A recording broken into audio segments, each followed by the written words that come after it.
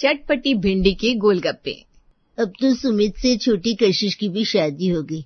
अब तुम्हें सुमित के लिए भी लड़की ढूंढ लेनी चाहिए। भाभी, मैं तो कितने सालों से लड़की ढूंढ रही हूँ उसके लिए, लेकिन कोई रिश्ता ही नहीं हो रहा। आजकल की लड़कियों के नखरे बहुत है, आप तो जानती हैं। हाँ, लेकिन सुमित अब छोटा नहीं रहा, 30 का हो गया है। अब तो समाज में बातें होने लगी है कि छोटी बहन की भी शादी हो गई। अभी तक न जाने सुमित की क्यों नहीं हो रही। बातें बनाने में तो लोग भगवान को भी नहीं छोड़ते हैं। छोटी बेटी कशिश की शादी होने के बाद सीमा को अब एक ही फिक्र थी, और वो थी सुमित की शादी की। लेकिन कहीं भी बात बनी नहीं रही थी। कहीं लड़कियां हैंडसम लड़का चाहती थी, तो कहीं तो शाही परिवार में शादी करने के सपने देख रही थी। ऐसे में सीमा को अपनी गांव की चाची की याद आती है। चाची को फोन करके देखती हूँ, अगर राजगढ़ में कोई लड़की हो उनकी नजर में, तो कहीं बात बन सकती है। राजगढ़? माँ जी, वो तो कितना छोटा सा कस्बा है, वहां की लड़की हमारे शहर में टिक पाएगी? अरे छोटा सा कस्बा है तो क्या हुआ, अब सुमित की उम्र भी निकलती जा रही है, कहीं ऐसा ना हो कि उसके लिए अच्छी लड़कियों के रिश्ते आने ही बंद हो जाए। जैसी आपकी मर्जी। मैं तो आपसे कह रही हूँ कि मेरी मौसी की लड़की से सुमित की बात चलाते हैं, लेकिन आप मान ही नहीं रही। इसकी मौसी की लड़की को देखा है मैंने, सारा दिन फोन पे लगी रहती है। पहले ही कंचन खुद कुछ खास काम करती है नहीं, अगर दूसरी भी ऐसी आ गई इसकी बहन, तो ये दोनों सारा दिन मटर गश्ती करती रहेंगी। क्या हुआ माँ जी, अब कुछ कह नहीं रही है? अरे मेरी चाची को फोन लगा दिया है मैंने, पहले उनसे बात हो जाए, फिर हम तुम्हारी मौसी के बेटे के बारे में सोचेंगे। हाँ ठीक है, जैसी आपकी मर्जी।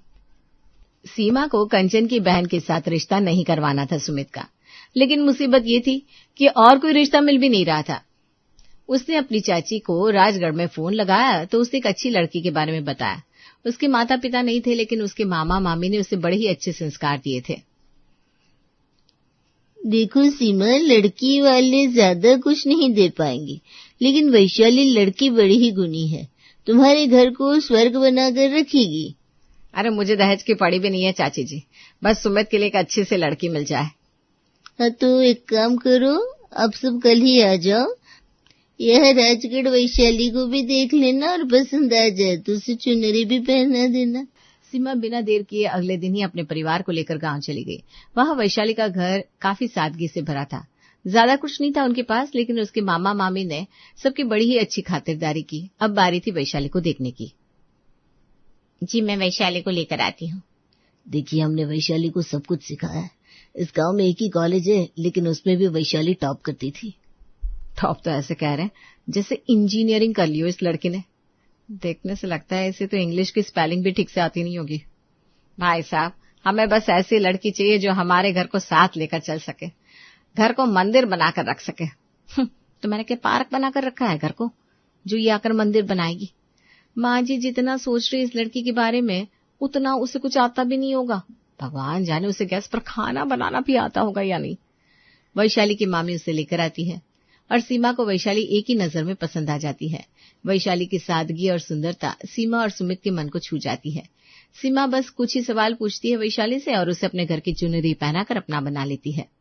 भाई साहब, आज से वैशाली हमारी हुई। 2 महीने बाद हम आएंगे और उसे अपने साथ दुल्हन बनाकर ले जाएंगे। यहाँ आएंगे हम बारात लेकर माँ जी? हाँ, वैशाली का घर यही है, तो यहीं लेकर आएंगे बारात कंचन। माँ जी, यहाँ गांव में कोई सुविधा भी नहीं है, हम कैसे? आप चिंता मत कीजिए, हमसे जितना हो सकेगा हम करेंगे। आपकी खातिरदारी में कोई कमी नहीं होगी। लेकिन हमारे मेहमान क्या सोचेंगे? कुछ नहीं सोचेंगे कंचन, उन्हें भी अच्छा लगेगा, क्योंकि उन्होंने भी आज तक किसी गांव में शादी नहीं देखी है। डेस्टिनेशन वेडिंग हो जाएगी। बड़ा है डेस्टिनेशन वेडिंग करने वाले, यहाँ तो ठंडा पानी मिल जाए तो भी बहुत है। सीमा वैशाली को चुनरी पहनाकर वहां से अपने घर के लिए निकल जाती है।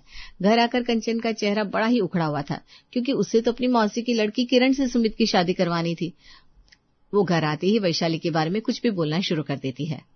ना पैसे का ठिकाना है, ना ही किसी शहर से पढ़ाई की उसने।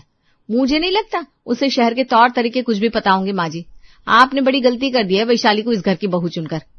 अरे सीमा बहू, जब तुम इस घर में आई थी ना, तब तुम्हें भी कितनी चीजें नहीं पता थी, लेकिन मैंने सब कुछ सिखाया ना तुम्हें। वैशाली को भी धीरे धीरे सब कुछ सिखा देंगे हम। अगर मेरी मौसी की लड़की आती ना, तो वो दहेज भी ज्यादा लाती और उसे कुछ सिखाना भी नहीं पड़ता हमें। हाँ, दहेज तो लाती, साथ में 2-4 फोन भी लाती। क्या, मैंने तो उसे बिना फोन के कभी देखा ही नहीं। अरे आजकल की शहरी लड़की है वो, इंस्टाग्राम पे कितने सारे लोग फॉलो करते हैं उसको। तभी तो हमने फॉलो नहीं किया ना उसे। रमेश तू भी ना क्यों कंचन के पीछे पड़ा रहता है। 100 बात की एक बात है, अब वैशाली इस घर की छोटी बहू है, बस उसके स्वागत की तैयारी करो। हाँ आने दो उसे, मैं भी देखती हूँ उस गंवार को क्या क्या सिखाती हैं। देखते ही देखते 2 महीने बीत जाते हैं। सीमा सुमित की बारात लेकर गांव जाती है। वैशाली के मामा जी ने जो वादा किया था उससे भी अच्छा इंतजाम उन्होंने किया था बारात के स्वागत का। बारात में आए किसी भी मेहमान को कोई भी तकलीफ नहीं हुई। अब क्या कहना है तुम्हारा? देखो सब लोग कितना एंजॉय कर रहे हैं। अगर मेरी मौसी की बेटी आती ना तो आप सबको प्लेट में वो खाना खिलाते कि आप याद रखते हैं। हे भगवान, तुम्हारा कुछ नहीं हो सकता कंचन। वैशाली और सुमित की शादी बड़े ही सादगी से और रीति रिवाजों के साथ होती है। वैशाली भी अपने गांव को छोड़ते वक्त बड़ी दुखी दिख रही थी। सीमा उसे आश्वासन देती है कि ससुराल में भी उसे उतना ही प्यार और सुख मिलने वाला है। वैशाली, तुम्हें तो रोने के बजाय खुश होना चाहिए। इस गांव में रखा ही क्या है? तुम अगर अपना ससुराल देखोगी तो यहाँ की तुम्हें याद ही नहीं आएगी। यहाँ से बड़ा घर है और सारे सुख है तुम्हारे ससुराल में, तुम्हारे तो भाग ही खुल गए। ससुराल में चाहे सोने के झूले ही क्यों ना हो, लेकिन मायके की मिट्टी कभी नहीं छूटती। लेकिन भाई साहब आप बिल्कुल चिंता मत कीजिए, आज से वैशाली हमारी जिम्मेदारी हुई। हाँ ना, आपका बोझ अब हमारे गले पड़ गया है। कंचन, मेरा मतलब है आज से वैशाली को हम संभाल लेंगे, आप चिंता मत कीजिए। वैशाली का ससुराल में बड़े ही प्यार से स्वागत होता है।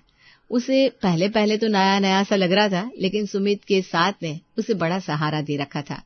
गांव के रहन सहन में और शहर में फर्क होने के कारण वैशाली को थोड़ा अजीब लग रहा था, लेकिन वो धीरे धीरे सब कुछ समझती जा रही थी।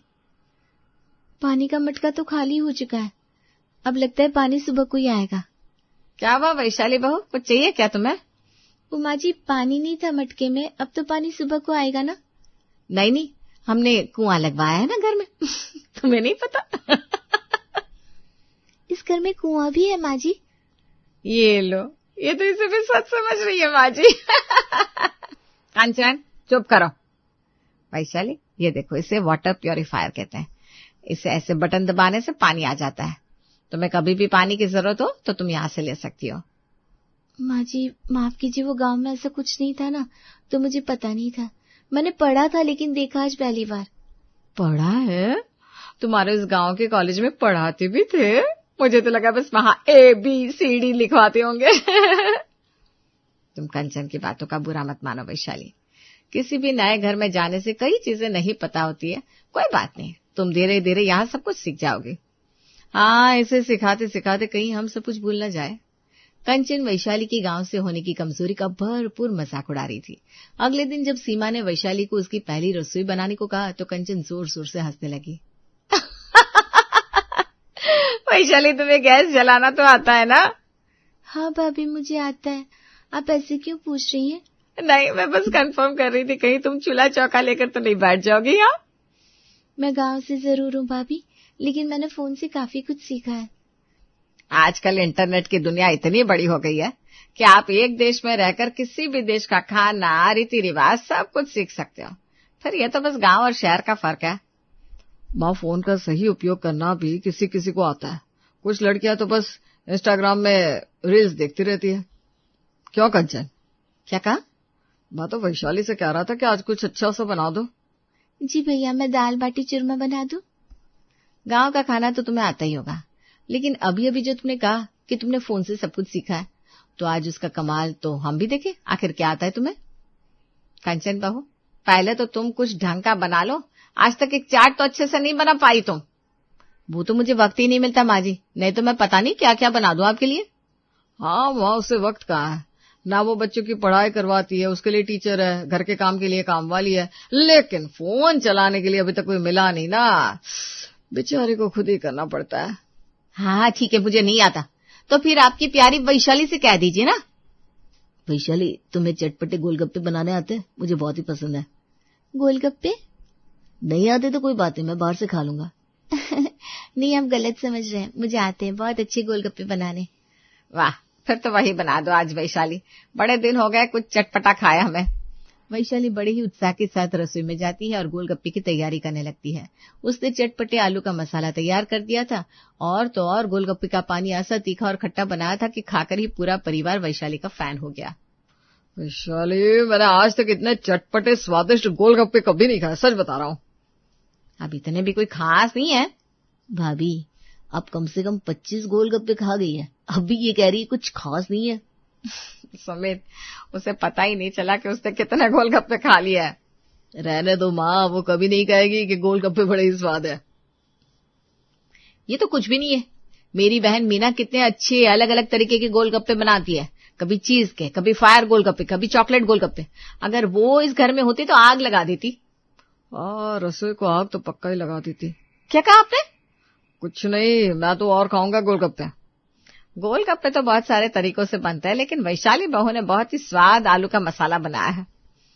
माफ कीजिएगा माँ जी, लेकिन आलू का मसाला कैसा भी हो चटपटा ही लगता है। अगर वैशाली कुछ अलग करके दिखाए तो मैं मानूंगी कि वो इस घर के लिए बेस्ट चॉइस है। भाभी, मैं शायद बेस्ट नहीं हूँ, लेकिन अगर आप चाहती हैं कि मैं कुछ अलग करूँ तो आप जो कहेंगी वो मैं करने को तैयार हूँ। अरे नहीं वैशाली बहू, तुम्हें कुछ अलग करने की जरूरत नहीं है। लगता है माँ जी डर रही है कहीं वैशाली कोई गड़बड़ ना कर दे। कंचन ने वैशाली को उकसा दिया था और अब तो रमेश और सुमित भी वैशाली को उत्साह दे रहे थे कि वो कुछ अलग कर सकती है। लेकिन सीमा को पता था कि अगर वैशाली इस चटपटे गोलगप्पे के साथ अलग करने में हार गई तो कंचन उसे पूरी जिंदगी ताने सुनाती रहेगी। क्या? भिंडी के चटपटे गोलगप्पे? वैशाली, तुम्हें क्या लगता है ये तुम्हारा गांव है जो यहाँ कोई कुछ भी खा लेगा? माँ जी सुन रही है ना आप? वैशाली बहू, भिंडी के गोलगप्पे कैसे बन सकते हैं? भिंडी की सब्जी तो सुमित और रमेश ऐसे ही नहीं खाते। तभी तो माँ जी, अगर मैं उन्हें भिंडी आलू के चटपटे गोलगप्पे बनाकर खिलाऊंगी तो भिंडी खाना भी सीख जाएंगे। देखिए माँ जी, अगर वैशाली हार जाती है तो आप मुझे दोष मत दीजिएगा कि मैंने उसे इतना मुश्किल टास्क दे दिया। ये तो खुद अपने पैर पर कुल्हाड़ी मार रही है। कंचन की बात सही है वैशाली, तुम खुद के पैर पर कुल्हाड़ी मार रही हो। भिंडी आलू के गोलगप्पे कोई नहीं खाने वाला। अगर मैं हार गई तो मैं भाभी की बात मान जाऊंगी माँ जी, कि शायद मुझ में शहर के लोगों की जैसी समझ नहीं है, लेकिन अगर मैं जीत गई तो? जो कभी होगा ही नहीं। भिंडी आलू के गोलगप्पे सुनकर ही कंचन को यकीन हो गया था कि वो जीतने वाली है, लेकिन उसने खुद पर कुछ ज्यादा ही विश्वास कर लिया था और वैशाली को कुछ ज्यादा ही कम आंक लिया था। वैशाली ने भिंडी और आलू का इतना चटपटा मसाला तैयार किया कि उसे देखकर कोई कह ही नहीं सकता था कि इसमें भिंडी की सब्जी डली हुई थी। और उसने आज एक नहीं 3 तरीके के गोलगप्पे के पानी तैयार किए थे। खट्टा मीठा पानी, तीखा पानी, और ये क्या है? ये पुदीने और अदरक का पानी है जो आपके गोलगप्पे खाने के बाद भी आपको एसिडिटी नहीं होने देगा। वाह वैशाली, ये आइडिया बहुत कमाल है। लेकिन वैशाली ने आज एक और कमाल का आइडिया दिया है। चटपटे भिंडी के गोलगप्पे बनाए। भिंडी? वैशाली भैया, और मुझे भिंडी बिल्कुल पसंद नहीं है। हाँ, मैं तो रोटी के साथ भी भिंडी नहीं खाता हूँ। मुझे पता है आप दोनों भिंडी नहीं खाते, तभी तो मैंने भिंडी के गोलगप्पे बनाए, जिससे आपको पता भी नहीं चलेगा कि आपने भिंडी की सब्जी खाई भी है या नहीं। सॉरी, लेकिन मैं ये नहीं खाने वाला वैशाली। रमेश और सुमित ने भिंडी के गोलगप्पे खाने से मना कर दिया, जिससे वैशाली का चेहरा उतर सा गया था और कंचन उसे देखकर मन ही मन खुश हो रही थी कि आखिरकार उसे साबित कर दिया कि गांव की लड़की कभी भी शहर की लड़की की बराबरी नहीं कर सकती। मैंने कहा था ना वैशाली, ये दोनों भिंडी नहीं खाने वाले हैं। अगर आप दोनों सिर्फ एक बार ये मेरे बनाए गोलगप्पे खा ले तो प्लीज मेरे लिए। वैशाली के रिक्वेस्ट करने पर मुंह बनाते हुए दोनों भाई एक गोलगप्पा लेते हैं और उसे तीखे खट्टे मीठे पानी के साथ खाते हैं। लेकिन जैसे वो एक गोलगप्पा उनके मुंह में जाता है, वैसे उनके चेहरे के हाव भाव बदल जाते हैं। इसमें सच में भिंडी है या तुम मजाक कर रही थी? अरे ऐसे कैसे? इसमें सच भिंडी है, मैंने खुद देखा इसे डालते हुए। भिंडी का बिल्कुल भी स्वाद ही नहीं आ रहा इसमें। मानना पड़ेगा वैशाली, तुम सच में कुछ अलग ही कर रही हो। वैशाली बहू, कोई कह ही नहीं सकता कि तुमने इसमें भिंडी की सब्जी डाली है। रुको, मैं भी तो देखो आखिर इसमें ऐसा क्या है। कंचन ने एक गोलगप्पा खाया, लेकिन उसके बाद वो रुकी ही नहीं। जब उसने 10-12 गोलगप्पे नहीं खा लिए तब तक उसकी जुबान रुकी ही नहीं। भाभी, अब तो आप मानती है मैं गांव से हूँ लेकिन गंवानी हूँ। अरे वैशाली, वो मानेगी तब ना जब उसका मुंह खुलेगा, उसमें भिंडी भरी हुई है। रमेश, भिंडी नहीं, भिंडी के चटपटे गोलगप्पे। अरे भाभी, आपकी बहन से कहिएगा कि मुझे उससे भी बेस्ट पत्नी मिली है।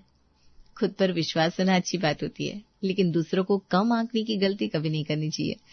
उस दिन के बाद कंचन के मुंह से ना तो कभी वैशाली के गांव से होने की बात निकली और ना ही उसकी मौसी की बेटी की